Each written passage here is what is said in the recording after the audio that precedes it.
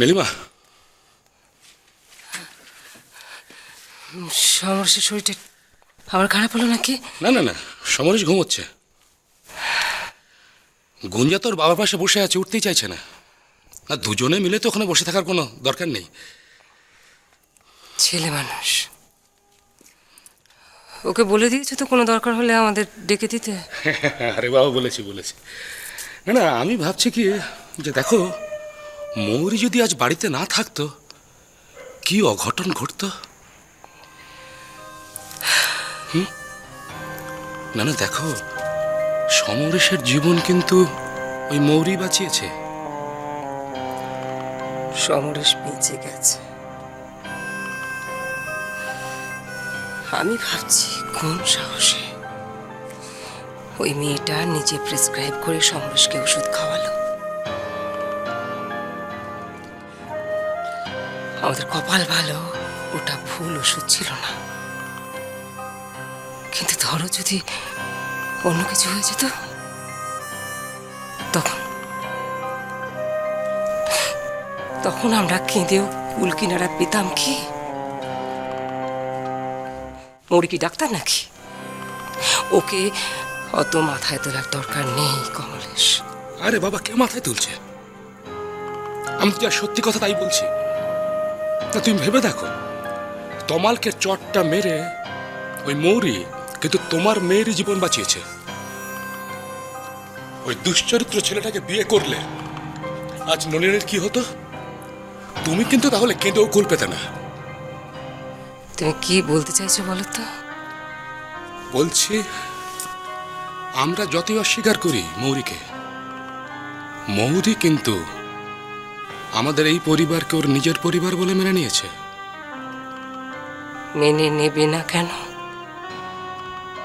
7 জন্ম তপস্যা করেও কি ওর বাবা এরকম একটা বাড়িতে মেয়ের বিয়ে দিতে পারত? মৌরি যত যাই করুক, ওকে আমি কোনোদিনও এ বাড়ির একজন বলে মেনে নিতে পারবো না কমলেশ।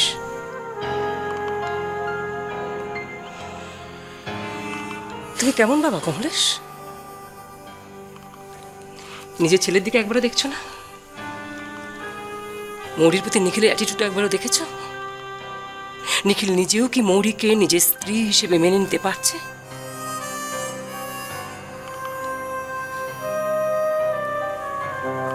নিখিল এখনো নীরাকে ভালোবাসে। কিছু না ভেবে দুম করে মৌরিকে বিয়ে করে ও একটা বড় ভুল করেছে। এটা একটা বেমানান বিয়ে। বাবা মা হয়ে আমরা আমাদের ছেলের এই ভুলটা শুধরাবো না, নাকি সারা জীবন ধরে ছেলের উপর এই ভুলের বোঝাটা চাপিয়ে দেব? তুমি কি বলো কমলেশ? নিখিলকে এতে সুখী হবে? মৌরি, মৌরি,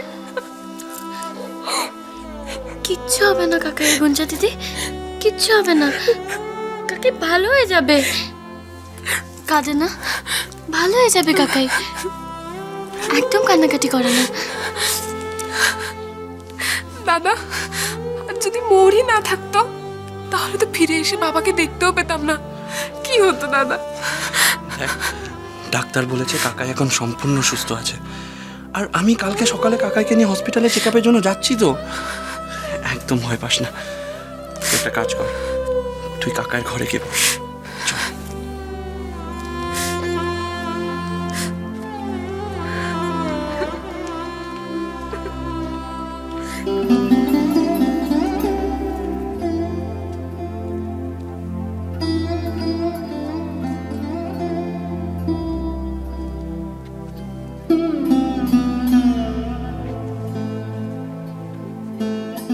আশ্চর্য, আমি তোমার ডিসপেন্সারির কথাটা ভুলেই গিয়েছিলাম। ভাগ্যিস তুমি ঠিক সময় কাকাইকে ওষুধটা দিয়েছিলে, নয়তো আজ কি যে হয়ে যেত। মৌরি, আমি তোমাকে যে কি বলে ধন্যবাদ জানাবো। তুমি আবার আমাদের একটা বড় বিপদ থেকে বাঁচালে।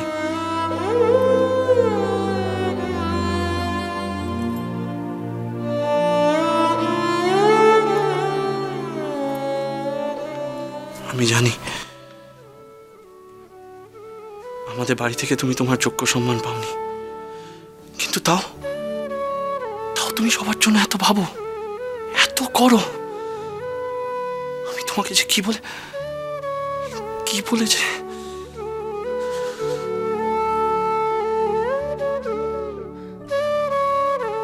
তুমি আমার জন্য, আমার পরিবারের জন্য যা করেছো তার সাথে তো এর কোনো তুলনাই হয় না। আমি কি জানি না আমাকে বিয়ে করার জন্য তোমার ভবিষ্যৎ কেমন নড়বড়ে হয়ে গেছে।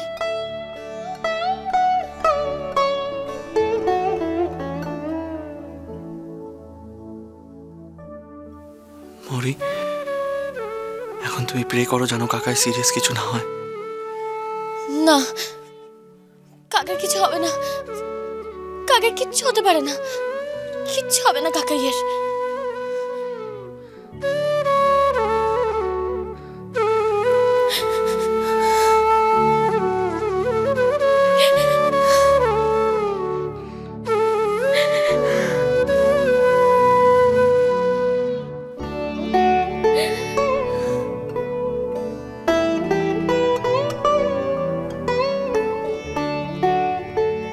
মায়ের কথায় মন খারাপ হয়েছে তোমার?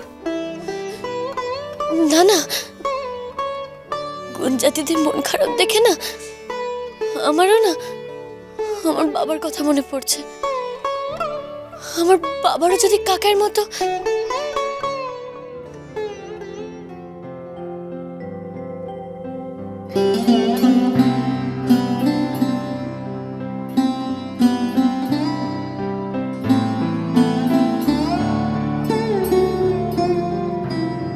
নিখিল, নিখিল একবার এদিকে শুনবে।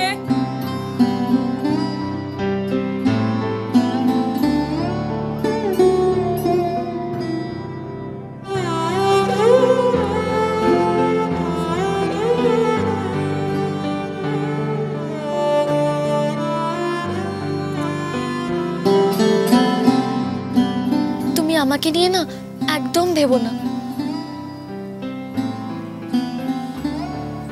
তোমার আমাকে এসব ভালো টালো কিচ্ছু বাঁচতে হবে না।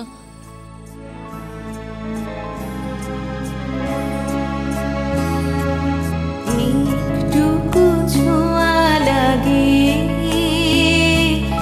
একটুকু কথা শুনি, তাই দিয়ে মনে মনে রুচি ফাল্গুনি। একটুকু ছোঁয়া লাগে,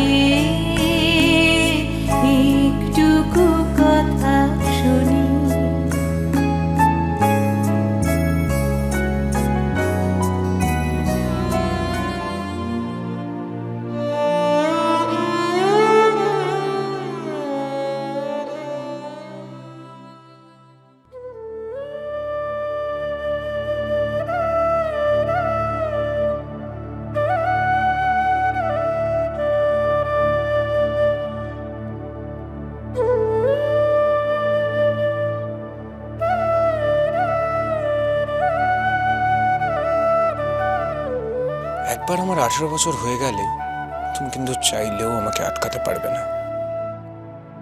আমি জানি মায়ের প্রতিও তুমি ঠিক এতটাই কেয়ারলেস ছিলে, যার জন্য আজকে মা আমাদের ছেড়ে চলে গেছে। রঙ্গন, যা জানিস না তাই নিয়ে কথা বলবি না।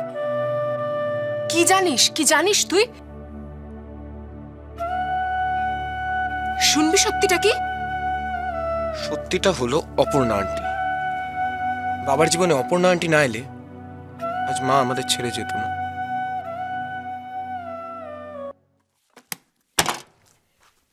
বাবার এই অবস্থার জন্য তুই দায়ী রঙ্গন, তুই। দিদি, হ্যাঁ, সারা জীবন ধরে বাবা আমাদের জন্য কত কিছু করে গেছে রঙ্গন।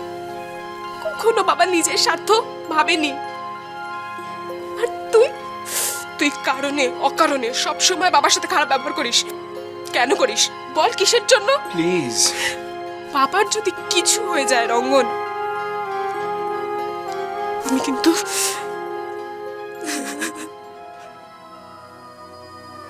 আমি চাইনি বাবার শরীর খারাপ হোক, আর কেনই বা চাইবো? আমি তো মাকে ভালোবাসি, খুব মিস করি মাকে, খুব মনে পড়ে মায়ের কথা। আমি কি করব দিদি? রঙ্গন, বাচ্চাদের মতো বিহেভ করিস না। তুই দেখতে পাস না যে মা আমাদের জন্য কেয়ার করে না রঙ্গন? মা আমাদের মিস করে না। মা যদি এতটুকুও ভাবতো আমাদের কথা, তাহলে কখনো ভুল করেও কি মা আমাদের খোঁজ নিত না? বল। কি করে নেবে? মা হেটস বাবা।